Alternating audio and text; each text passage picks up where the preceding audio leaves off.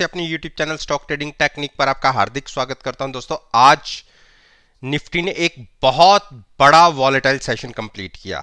आप देखिए, ओपनिंग हमारी फ्लैट रही, नेगेटिव गए, फिर 40 से 50 पॉइंट हम पॉजिटिव साइड पर ट्रेड हुए और सडनली एक बड़ा डाउनफॉल देखा गया। तकरीबन हाई से अगर हम बात करें तो ये मान के चलिए कि 175 पॉइंट्स की हमने गिरावट अपने हाई से दिखा दी।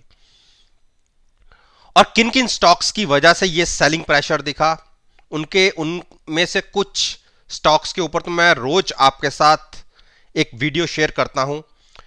जैसा कि आप हिंदुस्तान पेट्रोलियम के चार्ट में आप देख रहे हैं, इंट्राडे के अंदर 310 तक के हाइज लगे और आप सभी को पता है इसको हमने 290 की कॉल बाय करके फ्यूचर सेल किया हुआ है और ये अभी तक हमें थोड़ा नुकसान दे रहा है। कॉल में पैसे आ रहे हैं, फ्यूचर्स में उसमें थोड़े से एक्स्ट्रा लग रहे हैं। टोटली कंप्लीटली हमारी पोजीशन हेज है ऊपर की तरफ, लेकिन मैक्सिमम रिवॉर्ड के लिए हमने नीचे की तरफ पूरा ओपन छोड़ा हुआ है। यानी अगर गिरावट बढ़ती है तो हम इसमें एक अच्छे प्रॉफिट में आने की संभावनाएं हमारी बनती हैं। ये मैंने क्यों ट्रेड लिया था, देखिए आरएसआई लेवल हाईली ओवरबॉट था, इसीलिए हमने इसको ट्रेड किया था शॉर्ट साइड पर। हां, एक मूव ये जो दिखी, इसने हमें थोड़ा सा हमारे सोच के अगेंस्ट चली गई, जबकि अगले 3 दिन को आप देख लीजिए, हम घूम फिर के वहीं पर आ गए। अगर कल मार्केट थोड़ा भी नेगेटिव साइड पर बिहेव करती है तो इसको जो नीचे स्ट्रॉन्ग सपोर्ट मिल सकती है 293 की, 290 ब्रेक होते ही हम 283.4 की तरफ जा सकते हैं। तो अभी हमारा शॉर्ट जो ट्रेड है वो एज इट इज कंटिन्यू रहेगा। नया ट्रेड लेने के लिए थोड़ा सा वेट कीजिए। अगर कोई पॉजिटिव साइड पर ट्रेड लेना चाहता है तो सुटेबल प्राइस होगा 290 के नीचे और 280 के बीच में। आप कहीं पर भी जहां आपको लगे आप लॉन्ग साइड पर पोजीशन ले सकते हैं।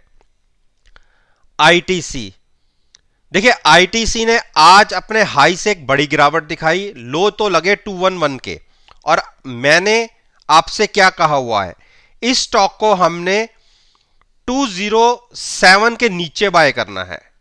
देखिए ये इसको सपोर्ट है 209 की, ये ब्रेक होती है तो ये फटाफट 207 की तरफ जाएगा, लेकिन 207 या उसके नीचे 205 तक आप बाय करके चलिएगा। डिप पर बाय करना है। आप ट्रेडर नहीं है, आप इन्वेस्टर्स हैं और इन्वेस्टर्स को डिप पर बाय करना होता है। देखिए ऐसा कोई श्योर शॉट नहीं होता कि हमने बॉटम पकड़ लिया, लेकिन हम रिसेंटली हाई से एक बड़ी करेक्शन की उम्मीद करते हैं, तभी हम नीचे से पैसा बना सकते हैं।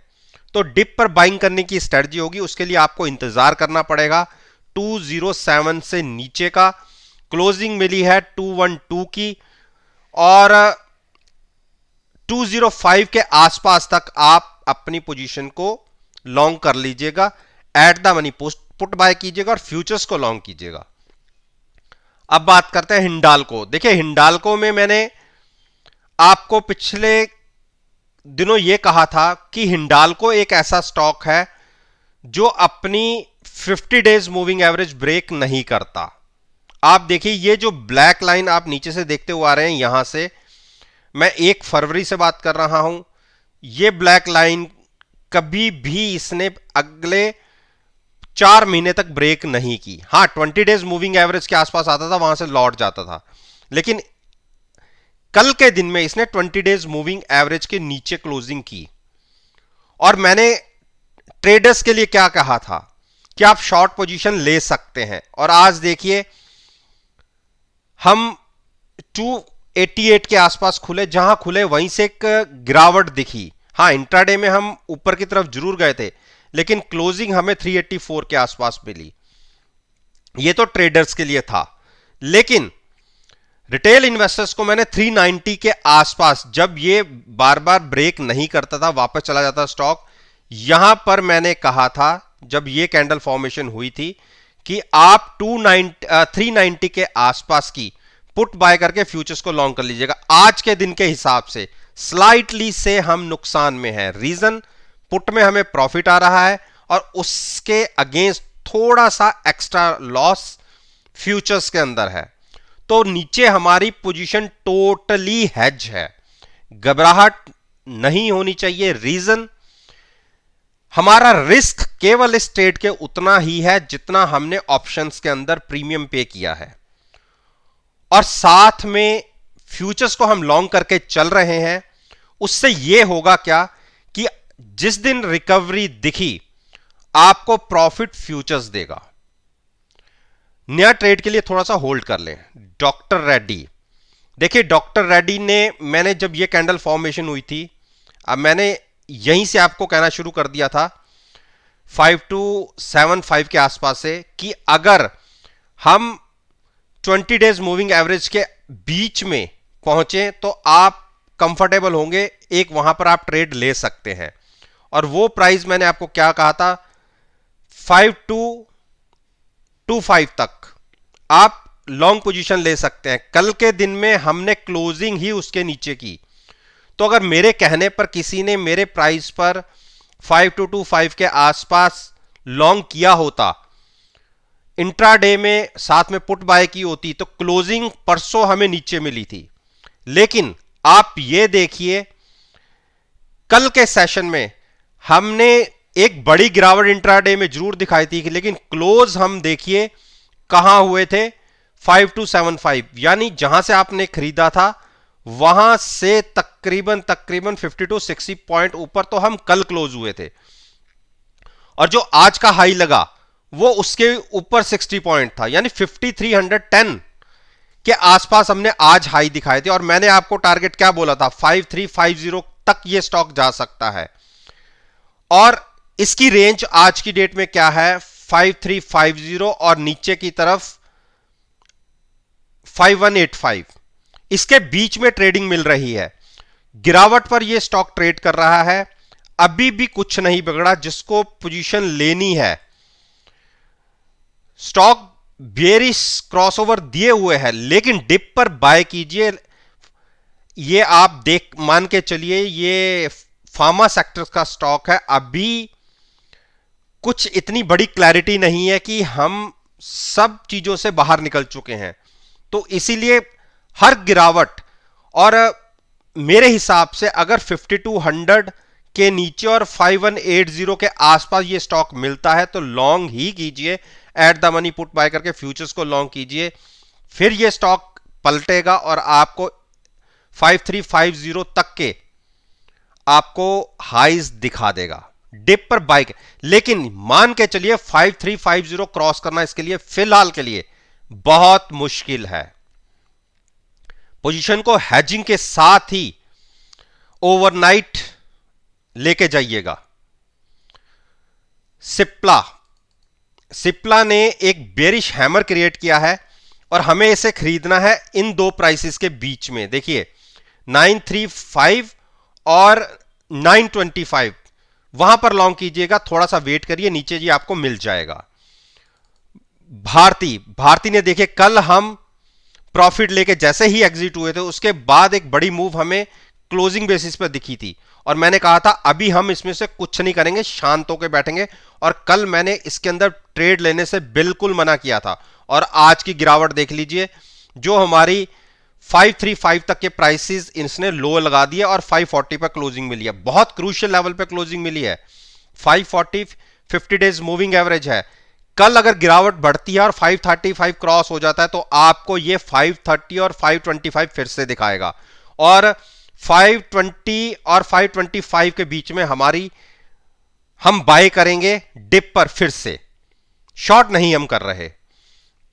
बजाज फाइनेंस में देखिए जब ये कैंडल फॉर्मेशन हुई थी मैंने आपसे क्या कहा था, जबकि हम हाई पर क्लोज हुए थे 6000 के आसपास, मैंने आपको कहा था कि हम इसमें लॉन्ग नहीं जाएंगे, लेकिन हां हम इसको 5600 के आसपास 5650 ये प्राइस थे जहां मैंने कहा था कि हम एंट्री लेंगे, और देखिए आज के दिन में हमें वो प्राइस मिल गया 5650 और जो लो लगा है 5630 का, आपको ट्रेड मिला लॉन्ग साइड पर जाने का।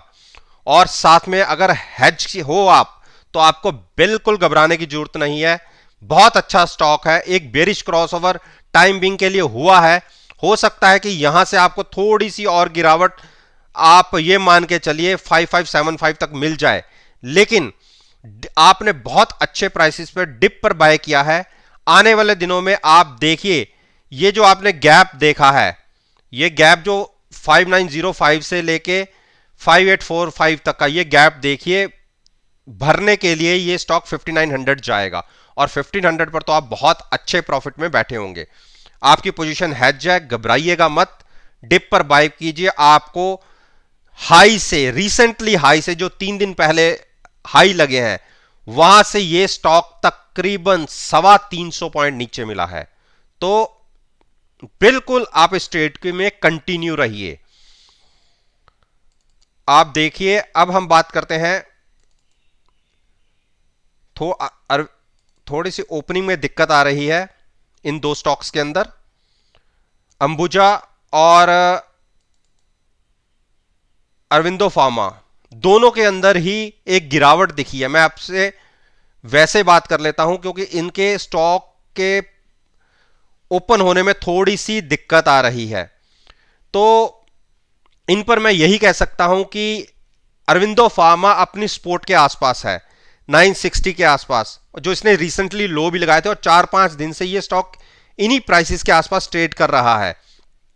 तो जिनको होराइजन थोड़ा सा लंबा है, कम से कम इस एक्सपायरी तक का, तो वो 960 के आसपास क्लोज हुआ है, वहां की पुट बाय करके फ्यूचर्स को लॉन्ग करने की स्ट्रेटजी ले सकते हैं। और ऐसे अंबुजा ने 335 की क्लोजिंग दी है, और अंबुजा को आप ये मान के चलिए कि थोड़ा सा वेट एंड वॉच की स्ट्रेटजी में रखिए। अंबुजा में अभी कोई ट्रेड मत लीजिएगा। तो दोस्तों, ये मैंने निफ्टी के कुछ इंडेक्स के स्टॉक्स हैं, उसके ऊपर मैंने अपना ओपिनियन आपके साथ शेयर किया है। और मेरा ये मानना है कि अगर मेरी इस वीडियो को आप कल 10 जून के सेशन के साथ एनालाइज करेंगे, तो आपको बहुत अच्छे पॉजिटिव रिजल्ट्स देखने को मिलेंगे। वीडियो अच्छी लगी है तो लाइक जरूर कीजिएगा, शेयर कीजिए, मेरे यूट्यूब चैनल को सब्सक्राइब करना मत भूलिएगा। इस बात के साथ मैं आपसे विदा लेता हूं और एक नई वीडियो के साथ फिर से आपके सामने आऊंगा। तब तक के लिए धन्यवाद, टेक केयर एंड हैव